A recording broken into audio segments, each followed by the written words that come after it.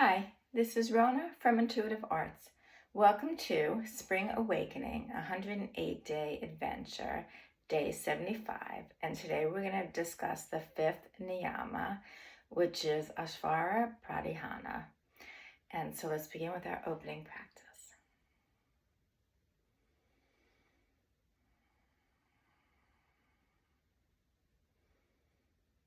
Begin to inhale and exhale fully and deeply.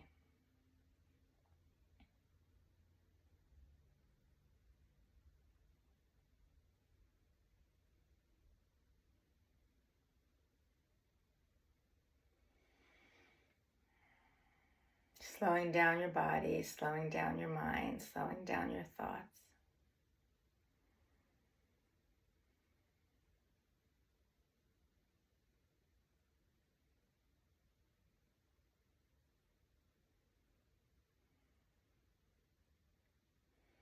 Remembering how long your lungs are, how wide your lungs are, and how deep your lungs are.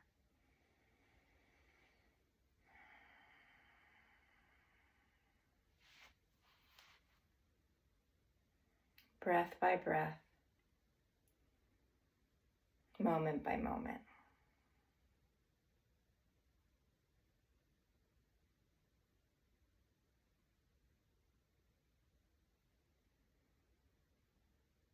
One more deep breath.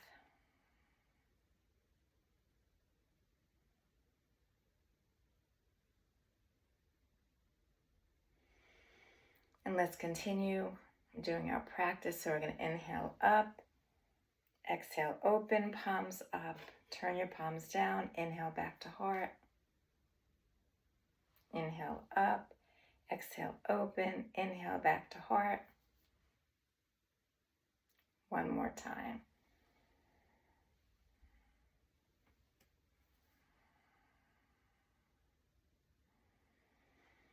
And imagine that you are increasing and expanding your energy field, your energy, so that you have so much so that you can share from your overflow. So you're going to turn your palms out and send healing energy out. I'm channeling energy, sending it to you, and you're sending it to somebody else. And we're creating a chain.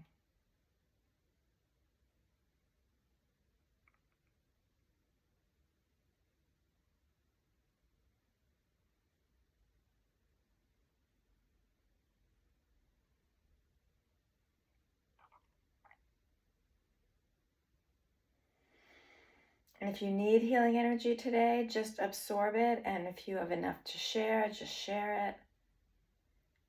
Just knowing that we are all part of a bigger picture, or at least that's my belief system. And when we do healing, we're almost clicking into that part.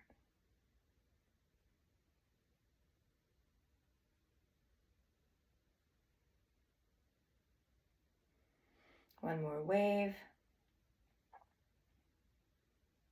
And now bring your hands back to your heart.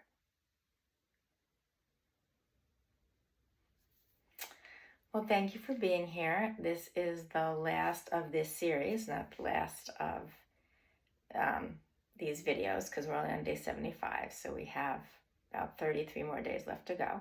So this last niyama is almost the most all-encompassing one. It's surrendering to a source greater than yourself. So I use the word spirit because for me, it takes out any religious connotation to it, but you can all call it what you want.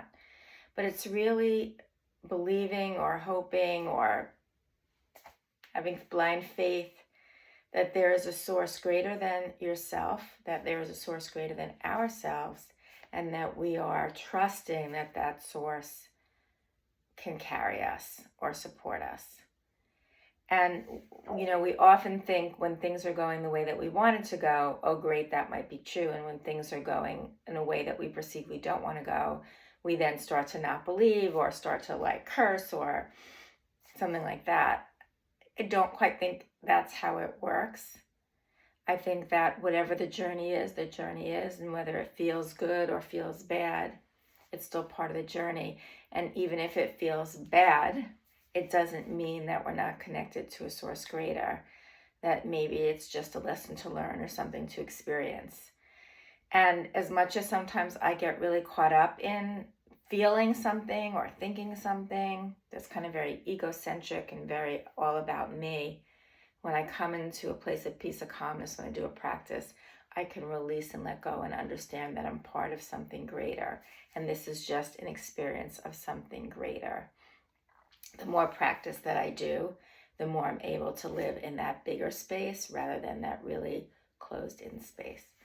So it's really about doing what I need to do, using all the yamas and the niyamas, having an intention, putting it out there, but then at a certain point, kind of letting go and saying, I kind of have faith that whatever is going to happen is going to happen, and that I will be okay, whatever that okay means, whether it's okay with something that feels good or okay with something that doesn't feel good, then I'm still going to be okay. And if you think about all the things that have happened in your life from the day you were born till right now, the good, the bad, the painful, the amazing feeling, you're still here, you're still experiencing things, and you're still breathing through everything. And through everything that I've been through in my life, we all have our stories to tell. I'm still here. I'm strong. I still have a big heart. I still have wisdom. I might be a little jaded sometimes, cynical sometimes, but all in all, I've tried to use everything that's happened to me to propel me forward and into a better place. And part of it is because I do think that there's something greater than myself that kind of holds everybody, everything. And that if I can just tap into that, I can ride that wave. So I'm going to do a really kind of quick visualization. And so close your eyes and just imagine that you are a drop of water.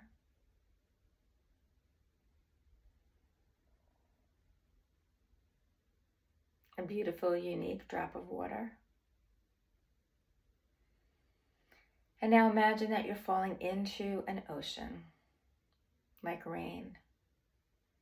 And when you fall into the ocean like rain, you become part of the ocean.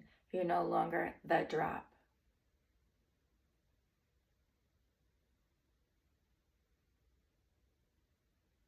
And that there's so much more power and energy that can carry you when you're part of an ocean.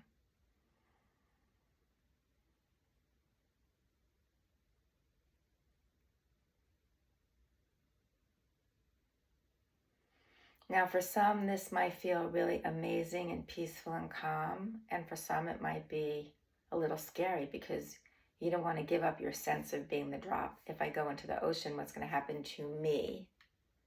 The person that I am, the ego that I am. And we all have egos. We're probably all going to have them for a very long time. But the more that we understand that sometimes we can let that go and become part of a greater source, the easier it will be to let go, knowing that you can always come back to that ego self, and you will, because that's the job of the ego, is to protect itself. But definitely for me, the more that I can let go and do my thing, put out my intention, work for it, but then let go, the easier things get, because I don't have to carry the whole burden on my back.